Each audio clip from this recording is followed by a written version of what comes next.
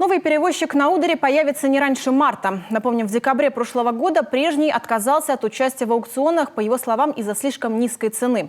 Заменил предпринимателя муниципальный экосервис, который раньше занимался вывозом мусора. Договор с предприятием заключен лишь на 2 месяца, поэтому уже в марте 2022 года администрация муниципалитета объявит аукцион для поисков компании, которая займется пассажирскими рейсами на более долгий срок. Сейчас у временного перевозчика 7 исправных автобусов, которым более 10 лет. 2 автобуса передали от отдела культуры, еще 2 в аренде. Во время сильных морозов перевозок не будет.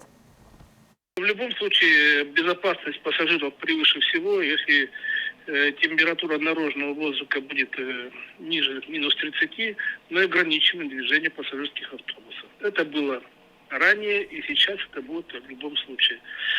Дороги у нас тяжелые, маршруты длинные, доходят до 200 километров, поэтому рисковать здоровьем пассажиров мы не можем. Для замены автопарка планируется приобрести в ближайшее время 5 новых автобусов. Всего в районе на сегодняшний день 16 пассажирских маршрутов. Некоторые из них объединят для комплексной работы. Такое решение принято на коллегии. Сейчас идет пересмотр расписания, а также планируется изменить направление маршрутов.